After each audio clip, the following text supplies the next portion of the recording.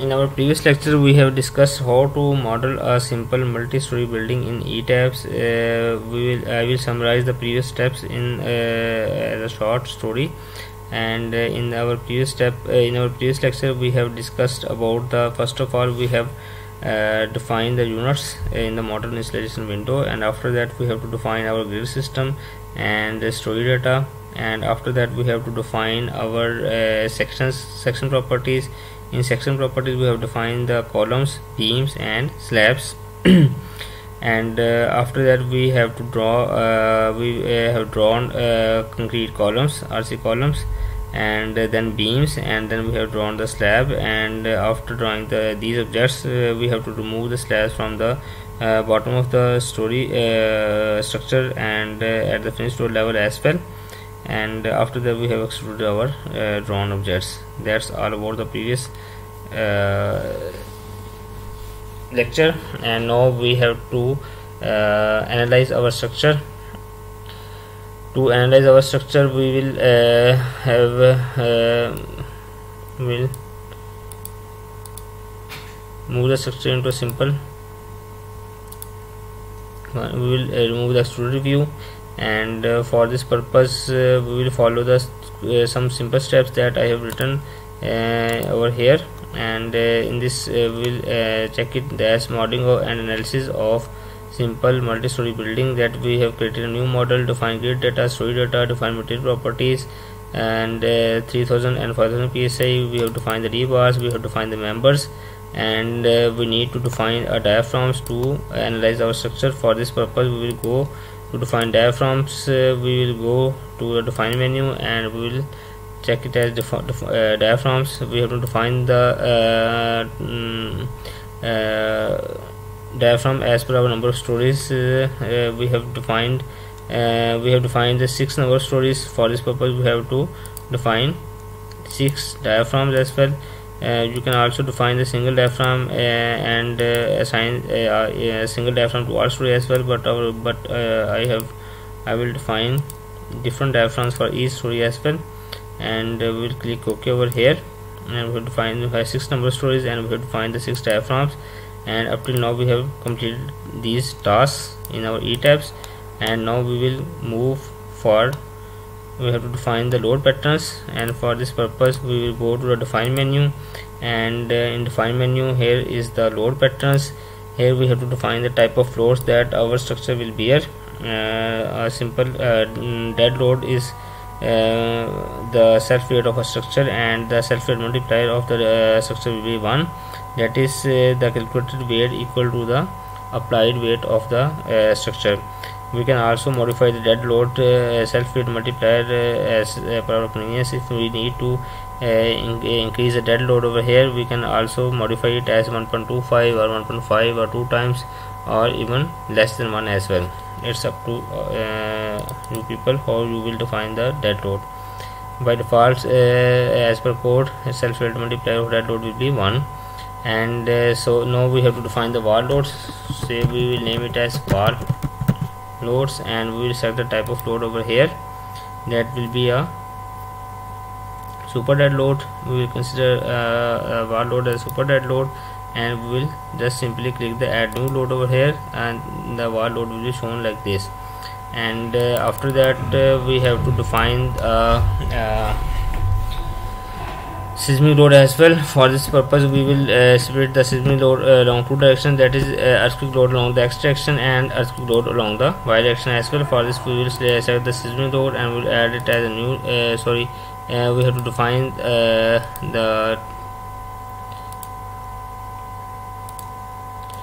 load.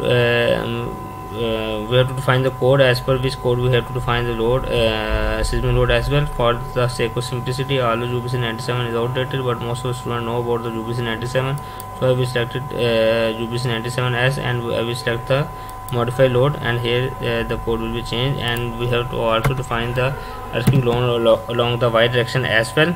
For this purpose, I will select the type will be seismic, and the code will be same, that is UBC 97, and I will add a new load. To modify the its y component, I will select this EQX, and I will modify the lateral load. and for EQX I will make the y component will be 0, and I will click OK over here. And for this purpose EQY I have to again modify the lateral load, and I will modify the x component will be 0, or I will turn off the x component of that lateral load. I will click OK over here.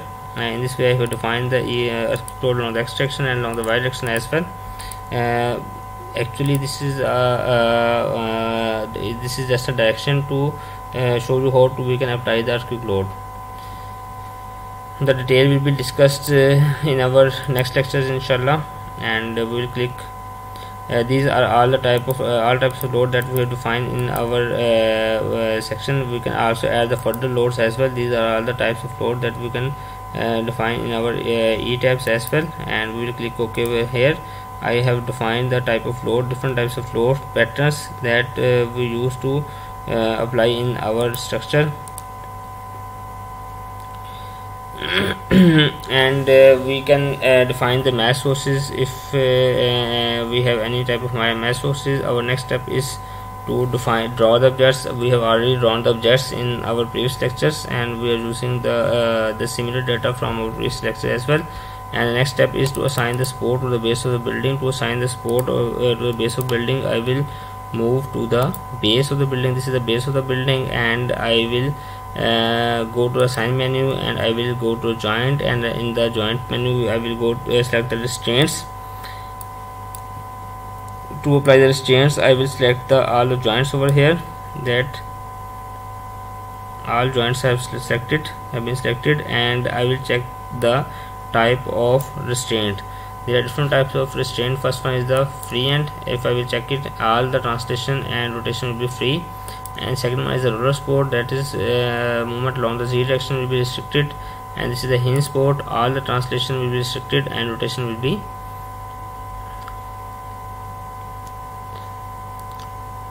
free. And here this is the fixed story in which all rotation and translation will be restrained. I will apply the fixed support at the bottom of the story, so this is to apply it as apply, and in this way I make the bottom of the story as a fixed support as well.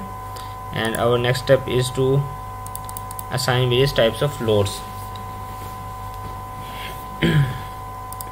Before applying the load, we have to define a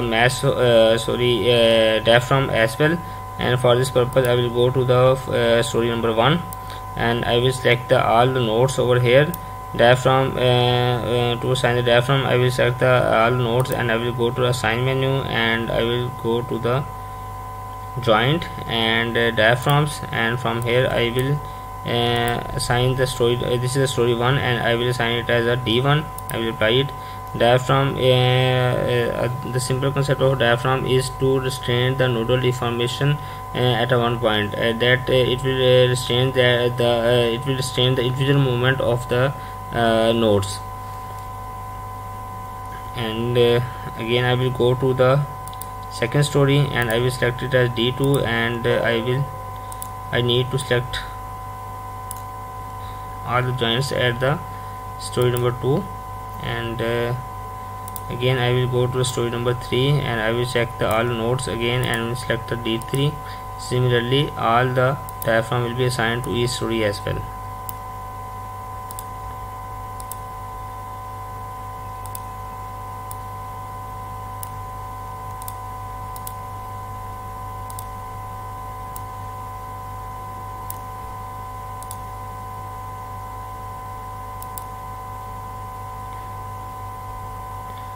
We have to define we have 7 number of stories. That one was for the base as well. For this we have to define a new diaphragm, that is diaphragm, and add a new diaphragm, and D7 is also defined. And for this we have to go to the story number 7, that is the top of our building, and I will select it as like this, and I will assign joint, go to the assign menu, joint menu, and then diaphragm, and I will select the D7 as, and we will apply it over here. So each story has been assigned a specific type of diaphragm that we have defined in the previous steps. Now we have to apply the various types of loads. There are mainly 2 types of loads as per for the sake of simplicity. although there are further load as well that need to be applied. First of all, frame loads. In frame loads we have a load of walls that will rest on our beams, and for to calculate the load of the walls, this is a simple formula, that is we need to calculate the volume of our wall, that is width into length into height. This is the volume of the wall, and we need to multiply it by the 125 is the density of a masonry wall system.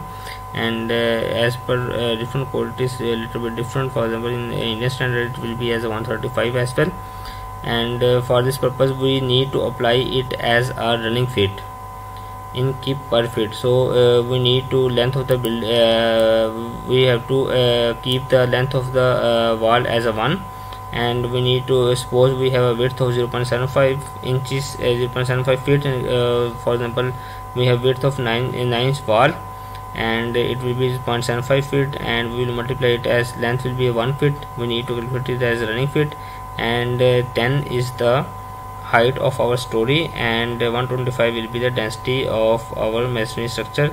In this way the amount calculated will be the 0.9375 kip per feet. This is the load of a wall in per running feet. To apply this load value, we need to go to assign menu, and in assign menu we have to go to frame loads, and in frame load we need to check the distributed load. Wall load is a distributed load, and as per our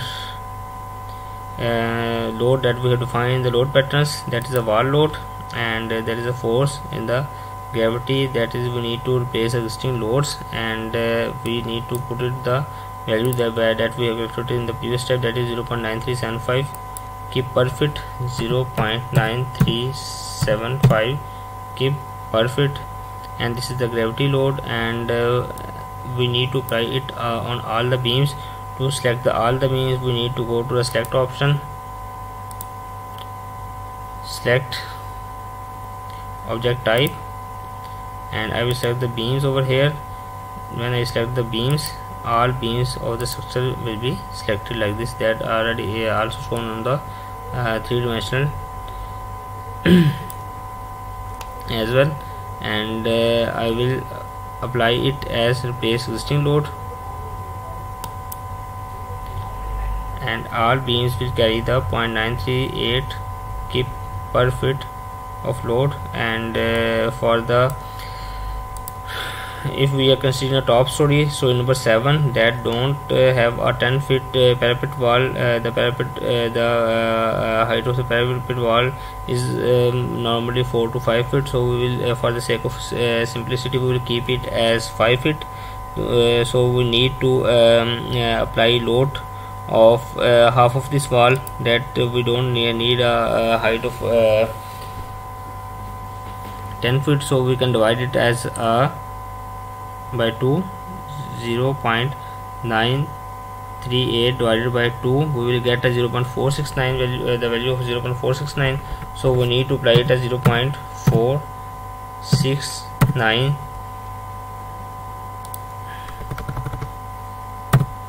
kip per feet, and we need to replace the existing loads over here, and for this purpose we need to select the all the walls over here, all the beams over here. So I will select we can select it as a 1 by 1, or we can select it over here as well. I will turn off all the columns and floors and joints as well. I will have only the beams.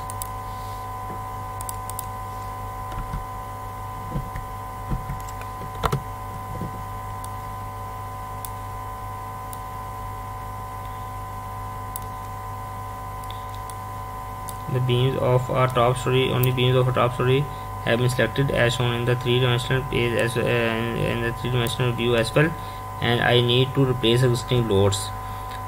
It means it will replace the previous load that I have applied over here, apply, and so at the top of the story we have a 0.469 kip per feet load. I will we click OK over here, and again we need to show the joints and columns and floors as well.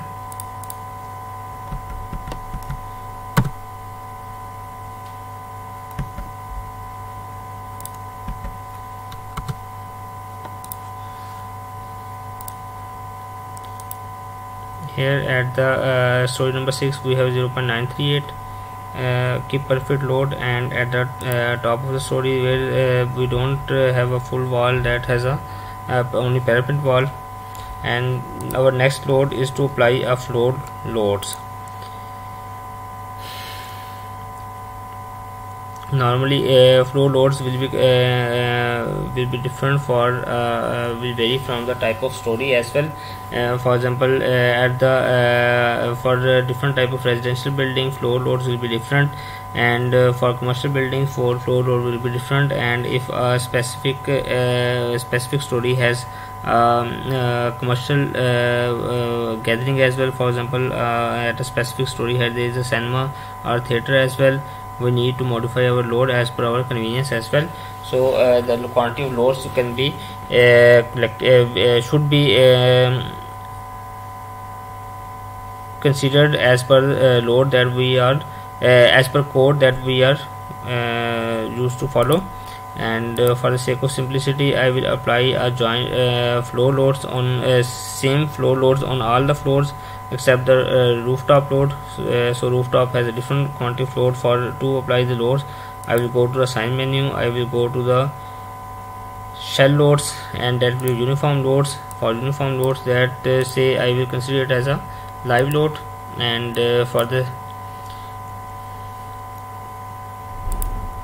normally floor loads for a residential building is 0.05 kg per foot square, and that is 50 pound per foot square.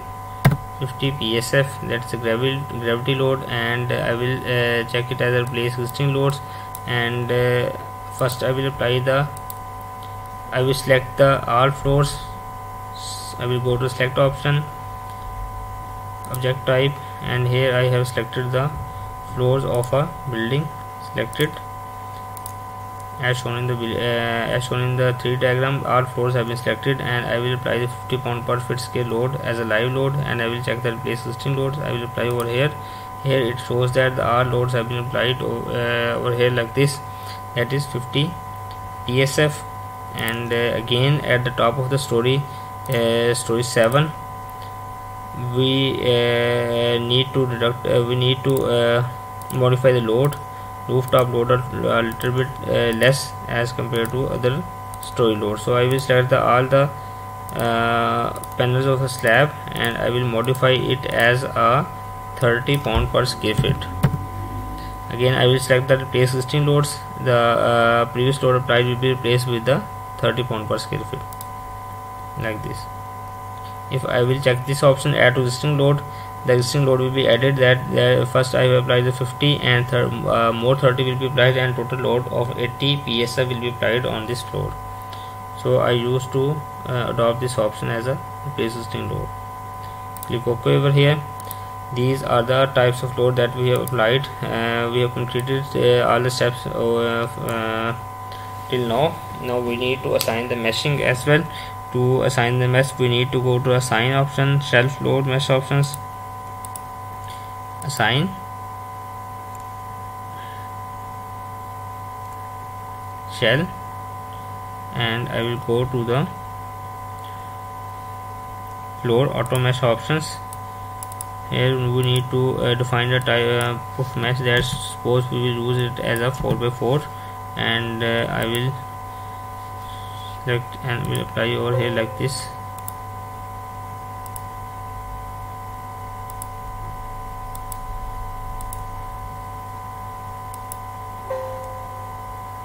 No selected objects were found. For this we need to select the floor as well. I will go to the select option, in select option object type, and floors will be selected, all floors will be selected, and I will need to apply the mesh objects into 4x4. That as shown over here, that meshing is done to 4x4 as well.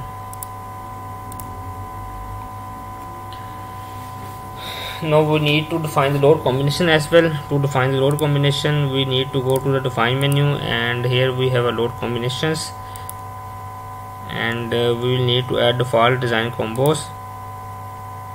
We have a concrete frame design structure, and we will check it as and convert to the editable form so that we can edit the specific type of loads as well, and click OK over here.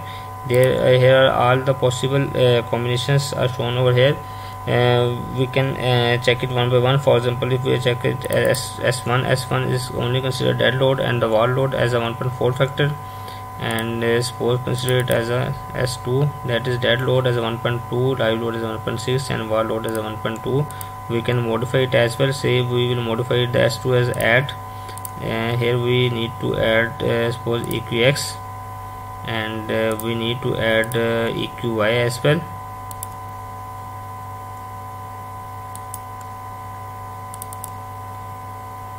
Here all types of load that we have to find in our structure are shown over here. So we can delete all the loads as well. If we need to keep the load, it's up to you people.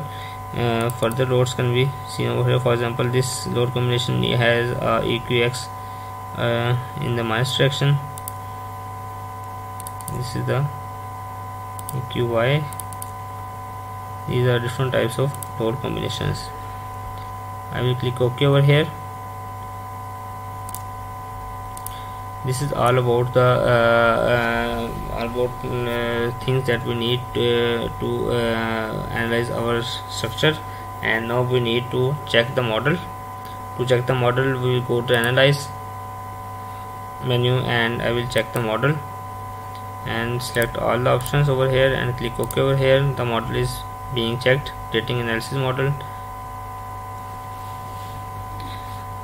It shows that our model has been checked and no warning messages were generated. And before analyzing structure, the ETABS will ask you to save your data. For if we will go to the analysis option and we will go to run analysis, it will ask us to save our data. For this purpose, we will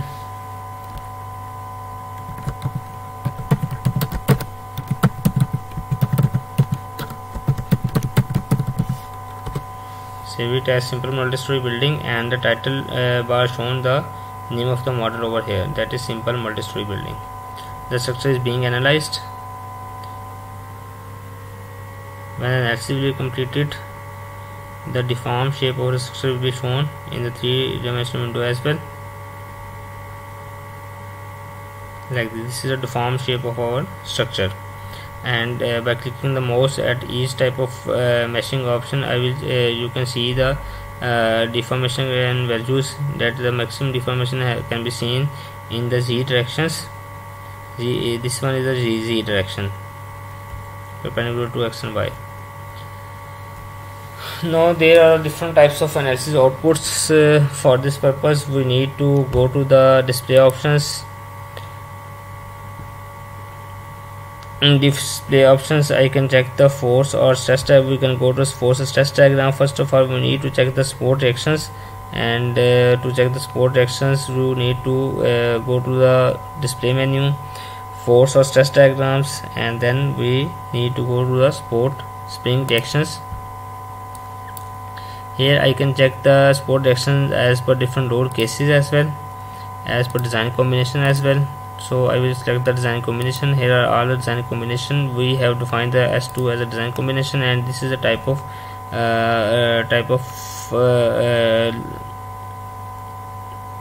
reaction at the bottom of the story. Say I will need to check it as at the bottom. This is the bottom of our structure, and I need to view the all types of reactions at the bottom of the story, and I will apply it over here. This will show the reactions of our structure. These reactions will be imported to the safe to design the foundation of a structure, and we can also check it in the 3D view as well.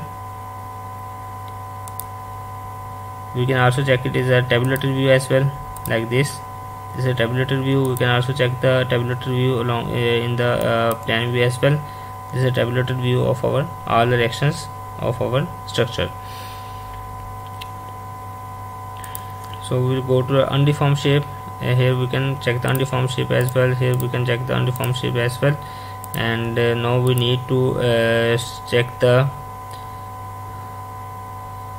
other options as well. We will go to the display options, display menu, for stress diagrams, frame, pier, spindle, link forces, and here you can see the different options. First of all, let's move to the elevation of a structure. For this purpose, we will go to this button, set elevation view. Say we need to view the from the A direction, that we need to view this grid system from these directions. That A, that is, I have applied it over here.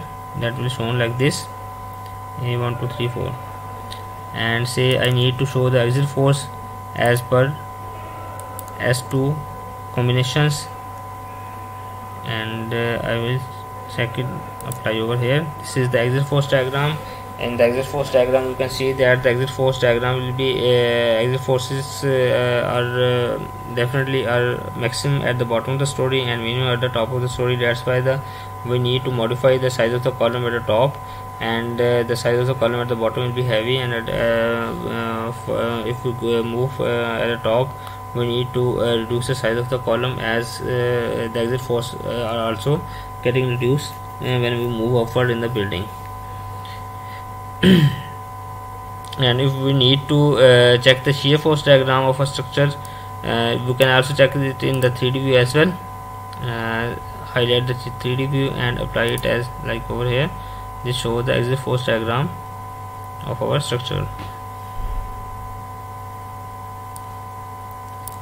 Further, axial force diagrams are maximum at the center of the interior columns.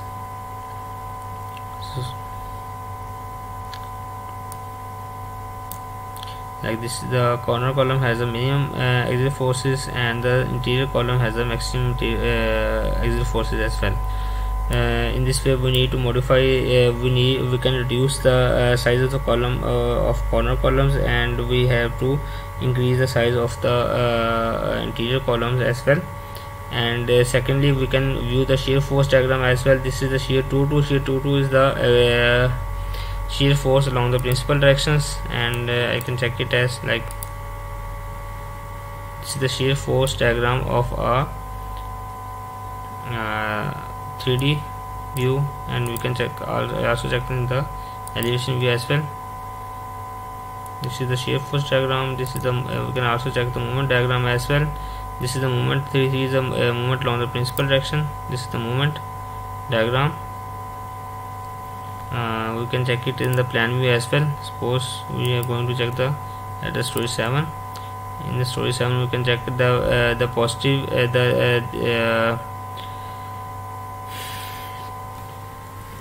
the movements in yellow will show the positive movements, and the diagram shown in the red are the negative movements.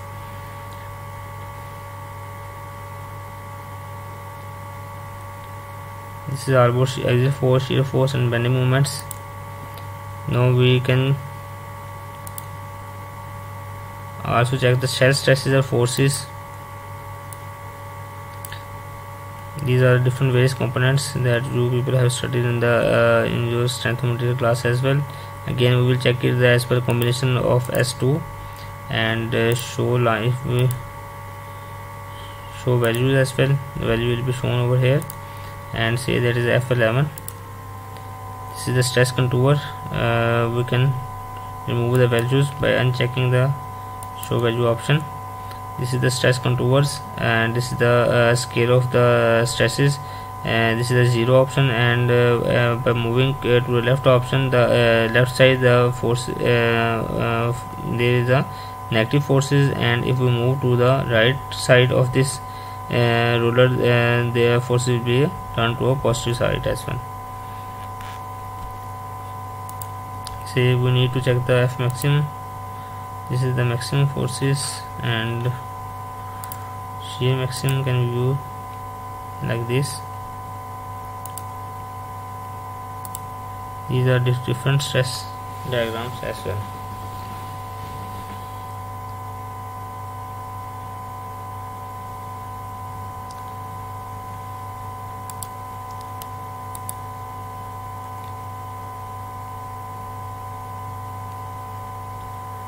We can also check the story response plots as well.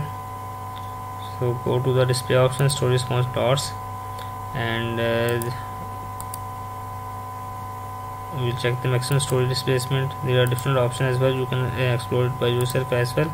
And type of combination we will select as say we will select the combination S2. This is the S2. Due to S2 there is a it includes the EQX and EQY as well. Suppose we need to check the individual type of loads, say that is EQX. In EQX you can check that there is a maximum displacement at the top of the story along the extraction, that is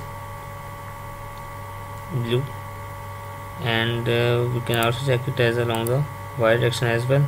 This is the due to global y-axis that is shown right over here. That's all about the analysis options. In the next step there are few steps left to design a building, and in the next lecture we will discuss the design parameters as well. Thank you.